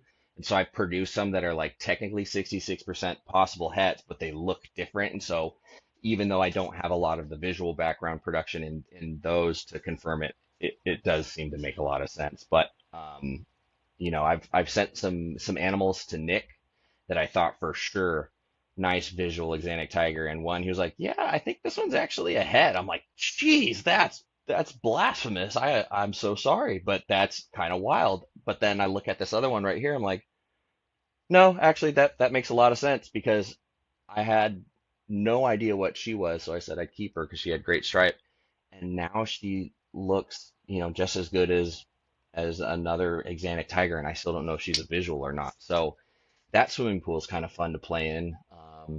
But yeah, so I've got 1.2 visual Axanthic tigers. I've got one of my breeder female tiger head Axanthic still. I have uh, actually the only other coastals that I have are my pair of hypo tigers from Nick, and my male is a possible super hypo tiger. So I don't have very many coastals at the moment. That's still a very nice group. The funny thing is, you say Axanthic tigers. It's by far one of my favorite morph, and it's a morph that I can almost. I don't think I've actually ever produced an Axanthic tiger. And the funny thing is, I have a super caramel Axanthic as my Hmm. main male, and it is the male that is, that perfect male that breeds everything. He'll breed 3 or 4 females a year, zero problems. He's done it many, many years.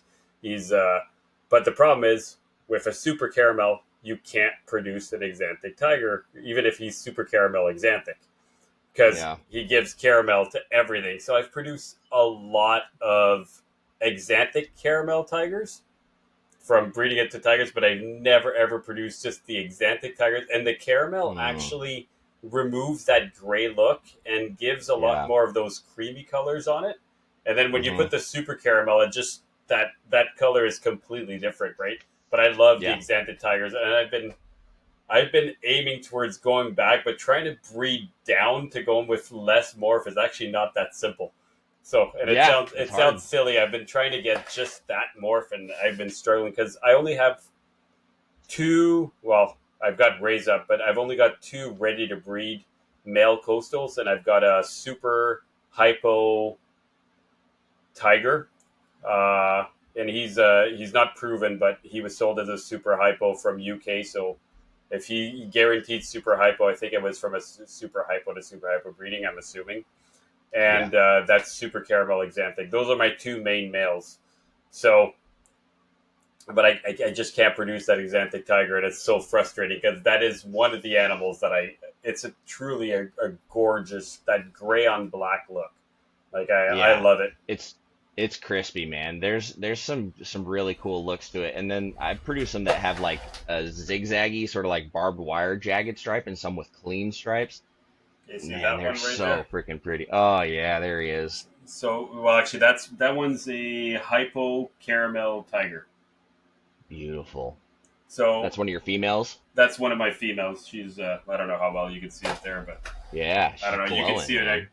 Nice bright colors. She's had so I bred her last 2 years ago to I bred her to the super caramel Axanthic. You know, the clutch that everybody tells you don't mix hypo and caramel together. Hmm. I very well mixed it. Yeah. She had 10 eggs, 10 hatched, kept them back, held the entire clutch for a year. After a year, I spent 3 hours on the phone FaceTime with Nick Mutton, and he was gracious enough to help me identify every single baby. Oh It was a man. long phone conversation, long phone call. I have held back those babies now. They're almost 2 years old. They are still orange at 2 years old. They are the weirdest things. I have I have a couple that we consider super caramel, hypo tigers, het Axanthic now, and Wow. it's about like I have a couple. I've kept back all the best of the example, and the weirdest thing out of that clutch, 9 were hypos, one was not hypo. That was my Ooh. odds, and I only got 2 super caramels out of the entire clutch. Oh. So it was one of those things. Like, the odds sometimes work well in certain ways, and then horrible, and everything else is Yeah. caramel, right? Because the male was super caramel. Right. So Wow. it's been anyway. That's so we'll see where that. My goal is to eventually have super caramels, super hypos, breeding to super Hmm. caramels, super hypos. So there's no confusion. They just all are. Right. Even No though debate. everybody tells you not to do it, I did So, it. somebody's got to do it, right? Might as Oh, well. it's just you got to hold back everything and Yeah, if you really raise want to them be up a sure. year or two to really know what you're looking at. But Coastals are Yeah, definitely they're my passion project. They're the ones that I really love. I love their looks. I love they're like the right size. They're the ones I like. they're a ton of So fun, man. I absolutely love them. Couldn't agree more. yeah, all right. How about diamonds? What are you keeping diamond wise? I only dipped into diamonds last year for the first time. Better late than never. But I got a pair of Gary Valle line diamonds. Um, they're 2022 animals, so they're taking, like weaned and small rats now. They're growing up, but I'm keeping them differently than my other carpets. They're in enclosures with an overhead light bulb lamp, and then at night they're just ambient instead of, any sort of heat tape or heat panel or anything like that. And I keep them in glass tanks that are very heavily ventilated, so they are getting all that cold air whipping around every night. So they're a lot of fun, man. I love those snakes. They're so beautiful. They're in the same room though, Yes, they are. so same They're ambient still young. temperature. Yep, yep. And when it gets really warm in here, I do shut off their overhead lights. So we've had some pretty warm days where those are just, they didn't need anything. But yeah, the rest of the year I can keep the ambient into the 70s and stuff so that that basking light doesn't erase their thermal gradient and then still have temps drop low enough at night where they're doing just fine. And So they've been great. so are you thinking? So okay, this is hear me out. Are you of the mentality that you think you should cool down neonates, cool down 1 year olds, 2 year olds, 3 years old, do the whole breeding cool down so that they're ready for it? Or are you the mentality of just don't just dip it a little bit, but keep feeding them year round until they're like 3 years old and then start introducing them to get them ready for breeding for the fourth or I fifth year? I cycle every animal in this room like an adult. The exception being for the babies because they're in a baby rack, they still have a little bit of like ambient warmth in there, so maybe they're not getting quite as cold. And if there's one that's a little skinny, I will still happily feed that one throughout the winter just to make sure it's not dropping off too much. But yeah, man, the last few years I've cycled babies through the winter just like the adults. They get the same temperature variation where it drops at night, comes back up during the day, a lack of food. Um, and I've what I've found is that it's curbed my old, trajectory of making really large animals that I used to just feed year round that would get, 7, 8 feet, like jungles that were way too big and stuff. And so what I've found is I've got animals that um, are never picky about feeding. They are really lean but strong, and their feeding response is fantastic every single time. And I just feel like it's got to be healthier for their organs to have that little bit of a break. And then in terms of if they're going to be a breeder down the line, a baby that has gone through the acute stress of a cooler, less ideal temperature and less food availability is going to be much more robust and ready for that come adulthood, and it's not going to be such a biological shock to them. I do think it makes for a healthier animal. That being said, I know plenty of people that don't do that and have just as much success with longevity and healthy animals. So I think there's different ways to do it with success. In my head, it seems a little more natural. So it helps with food cycling. So I like to do that a lot. I like to food cycle seasonally and consider that part of a way to add some enrichment into their existence. So not every it's not like a calendar year is just feeding all the same. It's different every season, every year. So they're always guessing and always thinking. Yeah, I used to do like I used to feed anything 2 years or younger. I feed it year round. I used to just keep the heat on, even if the ambient would dip, they would still have their 86 to 88 hotspot even at night, so that I could Hmm. keep feeding them and getting bigger and getting them there faster. But I'd say in the past 5 years, every single thing except Neos. It's funny because like so the babies that were they're what like between 1 and 3 months old now. right? Those I'll keep in the baby racks that are in the 6 quart tub. They're going to keep their heat. Their Hmm. heat will drop down by 2 degrees at night, like their hotspot. I guess the Sure. rest of the room is still going to cool down in winter, right? But Yep. yeah, I'm a big fan, and I honestly I love the idea of not feeding anything in the entire room for like a good 4 months in a row, right? Like Uh, it Such a nice makes break. it's it's like summer is crazy, right? Because you've got all the Yeah. babies, you've got so much feeding all the time. The babies are so Yeah. time confusing. Then winter arrives, it's like, well, nothing's eating, nothing's pooping, nothing to Yep. clean. Life is good. Yep. And by that point, you've Yep. sold off most of your babies. You're down to just like maybe 5 to 10% of your holdbacks that are in the baby rack, and that's about it. So Yeah. I don't know. I've been doing it that way, and I'm also of the thought that I think their lifespan is considerably longer when you shut them down for that long. I So agree. So I will say I know that Nick does that. A lot of breeders do that, and I got a proven breeder, albino Darwin, from Nick on breeding loan 2 years ago, and she's a 2014 animal. And when he sent her to me, I was like, "This girl's proven." She was small, bro. And he's like, well, I have so many and there's only so much demand. I don't breed every female every year. So if it's a female I'm not going to breed, she's not going to get fed as she's going to breed that year. And I was like, oh, that makes a lot of sense. And so, of course, first thing she did was latched onto my bicep and gave me a nice bruise and was like letting me know that she wants to eat. And so I fed her a Nick ton, but doesn't she didn't feed me. really.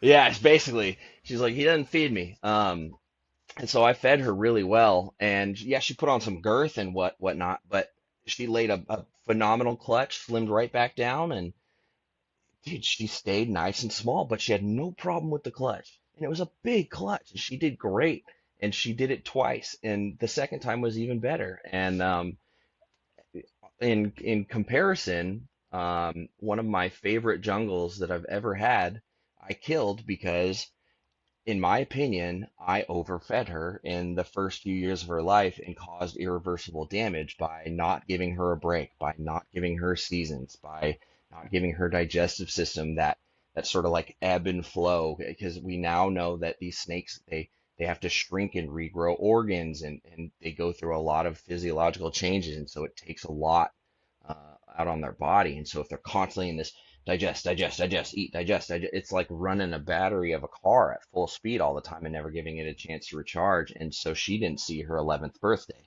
And she got big and just one day had like kidney failure, died in her enclosure. And she was every bit of 8 feet and as thick around as a Coke can on a light day. You know what I mean? So now I have animals that hit that 5 year mark and they're nowhere near that big. And I do think there's a lot to be said to that end and their longevity because these animals should hit 15, 20, even if they're breeding. No problem, in my opinion. So I have that one female that's similar to your story. I've got a 2016 female jungle, which I actually had bought for my son as a pet. So he would just feed her all the time, and she grew and grew and grew. And after maybe 3 and a half years, he kind of grew tired of it, and I just brought it in with my collection. That female is 8 feet, maybe 8.5 feet.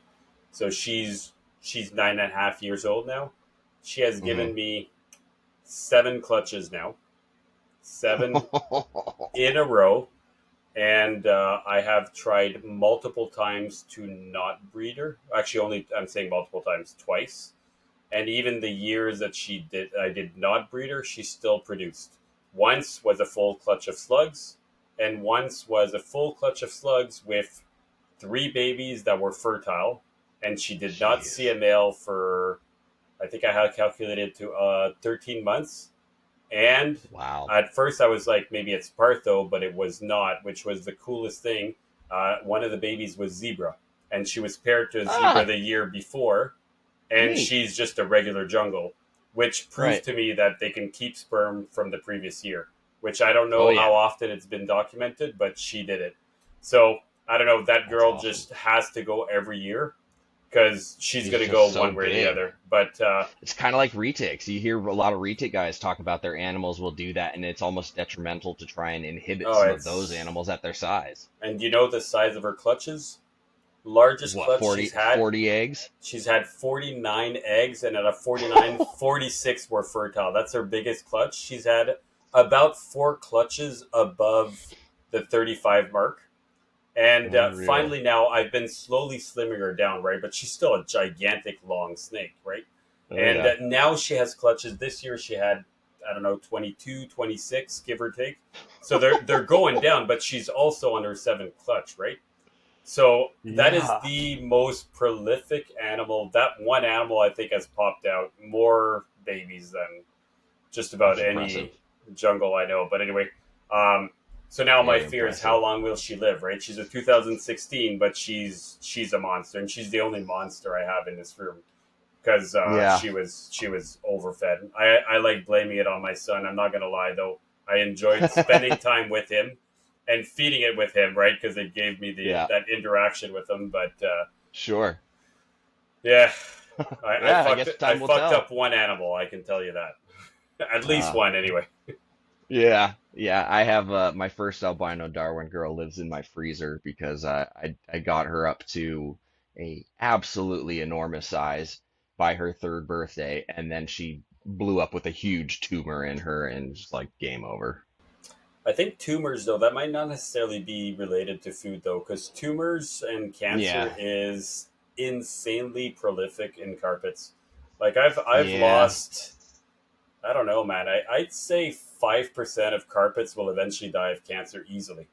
Like I've had a good I amount. have heard a lot about that. Yeah, So like and it's not just one type. Like I've had them in just about every, whether it yeah. be Darwins or coastals or I don't Hmm. know. I've seen that, and it's for me anyway. The lump tends to be very often more like in the back end, in the like 5 or 6, either the cloaca or 5 to 8 inches before the cloaca in that region. So I don't know, colonish area.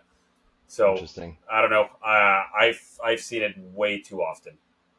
So I've read a lot of instances of cancer in carpet pythons for sure. So yeah, that makes a lot of sense.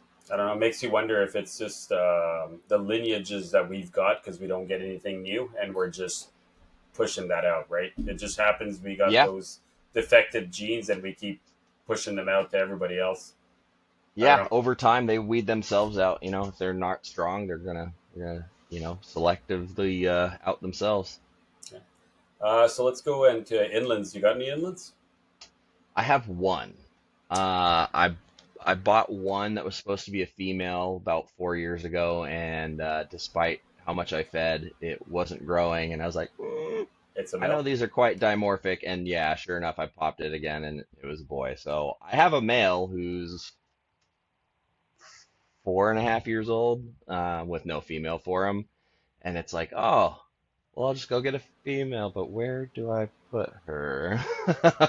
Oh, fair enough. So yeah, I that's a species I would love to reproduce. I just need to get a baby and raise one up, I think, and just bite the bullet, do it.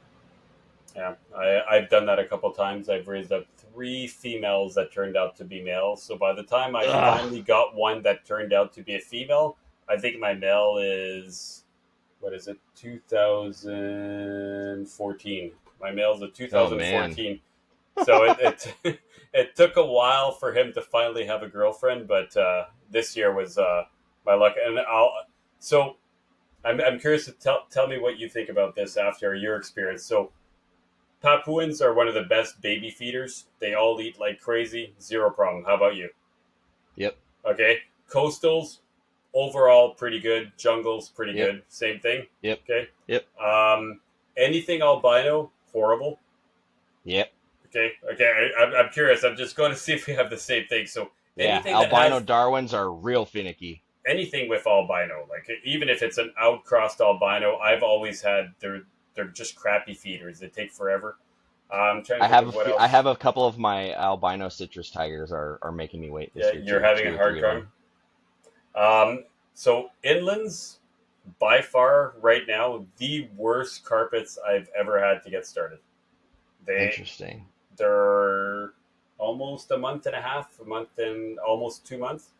I have gotten two to eat out of 10, and one Ooh. was a live ASF after trying everything, and the other one was using a frozen thawed ASF rolled in chick down, put inside a deli cup overnight in the tub, and that one I got Mm, a second one. So I'm at two that I've had one meal, and yikes. and I know just about every trick. Like I've dealt with this often enough, but right now, Yeah. worst carpet out there so far for feeding. Interesting. How big So are the babies when they hatch? Are they exceptionally small? no, they're No, they're they're average 20 they're grams ish. similar. Yeah. Maybe a tiny bit smaller, but maybe in the 15. But they're not that small. Like nothing alarming. Hmm. I'm just wondering if they're naturally drawn to like skinks and geckos, similar to Antaresia. If maybe they were on like the smaller end of hatchlings that prey was limited, but if they like that ASF and they can eat that, Oh, then they can definitely eat it. They can eat. Like most carpets can eat something way too big for them, right? Like often I'll give oh them yeah. you give them pinky rats, and a neo can take down a pinky rat right off the bat. It looks like it's going to explode, but they do it. Yeah. And I Yeah. often try it. If they take it, great. Like I don't care if they can take it down. If they can't, they won't eat it, but they usually Right. can. Yeah. Mine can usually take stuff that leaves a massive lump, but that's interesting that inlands are like that.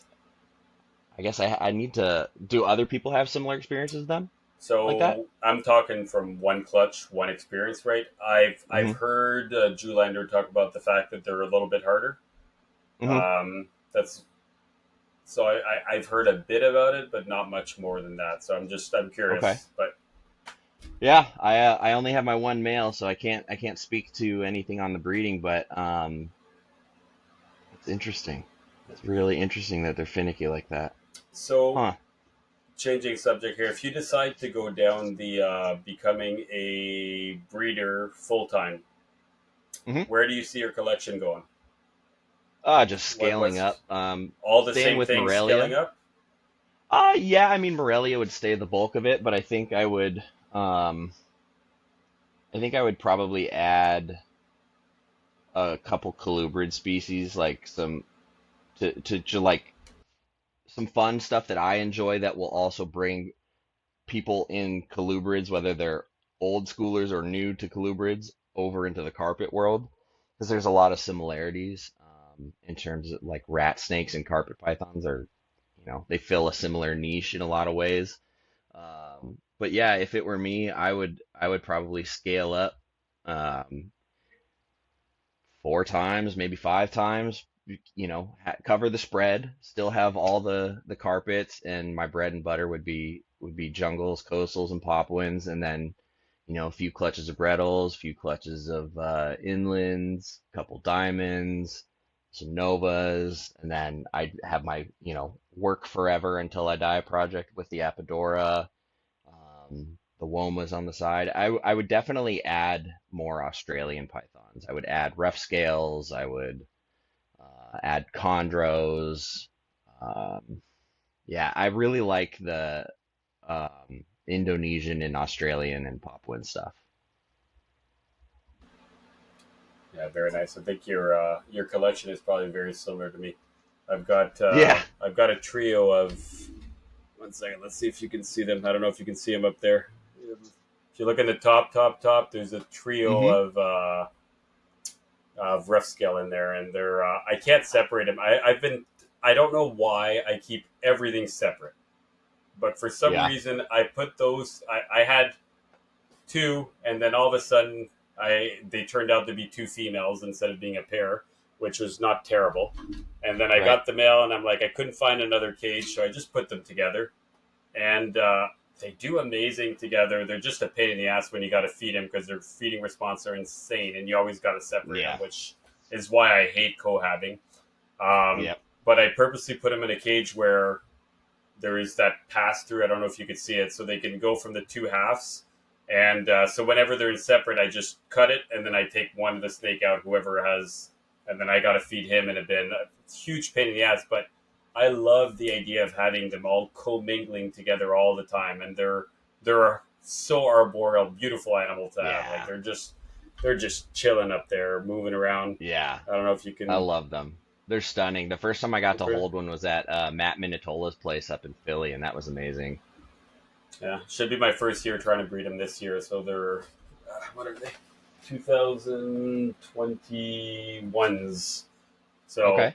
I think they're Nice. ready. They're big. One of the females much bigger than the other. She's a good 6 feet, and Oh yeah, she's like ready then. the size of a good carpet. So the other one's a bit She could smaller, go. maybe 5 feet. So I'm not sure. And the male's about Eh, 5 feet as well. So you'd be surprised. yeah, I've seen those breed successfully at moderate sizes. yeah. Well, we'll see. I'm going to try them for the first time this year, and my plan is to just breed them like any other carpet.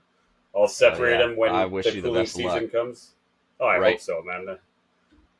Oh, So that'd be so cool. Those are awesome snakes. I we'll need those see. in my life, definitely. Their prices have calmed down too, so they're Yeah. attainable now. Yeah, absolutely. And I think a lot more people have put emphasis in working with them. So there's a few more people producing them too. So yeah. Yeah. Um, where to go now? So, anything else you want to acquire? What's your? Actually, you know what? There is one thing I want to talk to you about. Nova Guineas. So, Yeah. what is a Nova Guinea? Is a new Nova Guinea a West Papuan or a Papuan carpet, or is it just a line of Papuans? Are we considering them a different subspecies? What's the? Because I hear about it. I've never seen them in person. To hmm me, they come from the island of Papua, right? hmm hmm So wouldn't they be a Papuan carpet? Yeah. So I don't know if it's like published, but they are genetically the exact same thing. There is no DNA differentiation between them and Papuan carpets. But So that it's a being line. said, probably we don't really know though, because unfortunately the guy who brought him in, he has since passed on, and all we have is the story that they came in, and they came in a crate that or a bag or whatever that said Nova Guinea. And allegedly, they come from just over the divide of the political line. So if you look at the island and how it splits right down the middle politically, east and west, allegedly, the ones that came in came over from the other side of the border, but it's been said that it's really dangerous and hard to go over there. And then if you go look on iNaturalist, there is one sighting from over there, and it doesn't look like the sort of reduced pattern, sort of natural jag look that we really focus on with them. Um, so I have a pair of them that have that natural jag look where it's really reduced pattern. The back is bald, all of the pattern is squashed down to the flanks, and it literally just looks like a natural colored jaguar. Um, the floating star head stamp and everything, but obviously not fluorescent and bright yellow or whatever. But in a same clutch of those, you'll get what looks to be a normal banded sort of Papuan carpet. So is it a morph? Is it a naturally occurring phase? You know, I don't I don't think it's been done to crank that out and find out, but I know that my buddy Travis Johnson has pretty much all of Nick's breeding stock of those from like all three generations, and then some that he did some generational inbreeding with cross. So I gotta talk to him and see if he's done any test breeding to see like if the banded ones can produce that sort of natural jag look, if it's like a natural morph. Is it a recessive? Is it a line? Like what's going on? Because Nick didn't do any like test breeding to tease out whether or not it was a morph or anything. He just bred a few generations of them and then moved them on, sort of deal. Yeah, it's kind of cool. Actually, I didn't actually know that the genetic test was done to see if they were similar or not. So, would you ever breed your Nova Guineas to any of your Papuan projects? Or are you going to keep it separate? I think I would. Yeah. I think I would. I'm very curious. I really would. Because I mean, that would still be a pure line to me, or They come from the same pure. island. Exactly right. They come from the same island, and if the genetics are the same, to me, you just No, gave me the roadmap to answer some questions, Like now I just need to, okay, so we're gonna take a Nova. I've got a Nova male and a Nova female. Well, obviously I want to pair them together and see if I get any of the banded types out of pairing these two natural looking Jag look. But then I'd also like to see if I pair one to a West Papuan carpet, as it were, would I get any unusual animals? Would I get that natural Jag look, or would they all be sort of banded normal looking? And regardless of the results, keep all those babies back, do some more test breeding the next run again, and see what happens. But yeah, I do want to explore that avenue and see what it goes down. What's it about? I want to know. so I'm gonna have to push it just a tiny bit further. So if you breed a Nova to Papuan, would you breed a Nova or a Papuan to a Darwin? Oh, You said very specifically that genetically, if they're the same, you would do it. yeah, yeah. I know I did. I Your left that theory open, doesn't didn't work I? now, eh?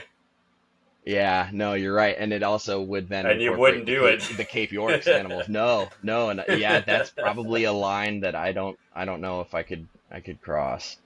Um, that being said, you know, new taxonomy, technically an albino granite would be pure. The funny thing is, I bred for albino granites for a long time, and I finally produced Mhm. one 2 years ago. And I've slowly been getting rid of all the mutt Yeah, uh, projects like that, and I'm like, well, technically, it's pure, technically, but right. it doesn't feel pure at all. No, it feels real it, dirty. it that's a good way to put it. My albino granite feels real dirty, but technically it's pure, which I really feel like I could never put the pure to that animal. I feel like if I was caught in the act of introducing those pairs together, I would jump like, "No, you didn't. Nope, nope, wasn't me. Nope, I didn't do it." I'd be like really embarrassed, like, "Oh no." Oh It's man, one look I always loved and I wanted to do, so I did do it, and I do have the albino. I have a little albino they're granite so female. So beautiful. They're so beautiful, man. Like every time Philip Starkey out in Germany posts his albino zebras and albino granites, I'm like, I get it. I get it. I totally see yeah, it. they're gorgeous animals. All Oh, right, well, Riley, let's see. One last question. If you could say anything to your younger self, any advice, what would you say? Let's end it with oh, that. brother. I love going over that hypothetical in my head, man. I think about that on the reg. Like if I could go back and because dude, if you saw a snapshot of me as like 15, 16 years old compared to now, completely night and day. I had long hair. I skateboarded. I was a little street rat, like, you know, barely getting by in school, all that stuff. Did not care to like open my horizons or anything. And I was just a little grungy street rat. If I could go back and tell myself, like, dude, you're gonna find something even more exciting that you're even more passionate about. Start now. I wish I would have gotten into this stuff like and stuck with it younger because I got in young, but I didn't really like I didn't let my curiosity drive me to find the hobby until I was like 22. If I'd have found it when I was younger, I feel like I would have gone through a lot of my growing pains that I did earlier on and I could be leaps and bounds ahead of where I would love to be personally with this right now. That being said, would I have met my wife? Would I have, met Todd Dyer? Would I have, would I have ended up with carpet pythons? Who knows? So I do love the trajectory of mine, but man, if I could go back and tell myself like get some snakes sooner, I would have. I like it. I like it. Yeah. Perfect, Riley. A million. Thank you for coming on. Can you tell everybody what if they want to buy a steak from you or reach out to you? Where do they go? Yeah, absolutely. RileysReptiles.com is super easy. I'm also on Morph Market. You can find me all over social media, Instagram, YouTube, all that good stuff. Just Riley's Reptiles. Look me up. I'm always happy to chat, answer questions, whether you bought a snake from me or not. Yeah, it's a lot of fun. It's a good time to be with reptiles. So hit me up if you have any questions. Love to talk. Uh, you rock, Riley. Thanks. Honestly, wealth of knowledge. Appreciate it. For everybody, if you want to reach out to Michael, which did not make his appearance today, Michael Gillian on Facebook. Myself is Dominic Carbonneau on Facebook, or Dom's Reptiles on Instagram. For the podcast, it's Reptile Rejects just about everywhere. It's on YouTube. It's on all the podcast networks. Let's go with Apple, Spotify. There's the Google one, whatever it is. There's the Amazon one, whatever it is. Subscribe, say you like it, all that kind of fun stuff. We'd appreciate it. And again, if anybody wants to go to the Canadian Reptile Breeders Expo, it's the biggest show in Canada. It's freaking amazing. It is the one and only show I go to every year. I will be there. Michael will not, because he lives on the other end of the beautiful Canadian landscape. But I will be. And if anybody wants, put in comments in any of the platforms. We'll pick a few people at random and give some pair of tickets for that. To everybody, gigantic thank you. Have yourself a great night, and we'll see you next week. Take care, guys.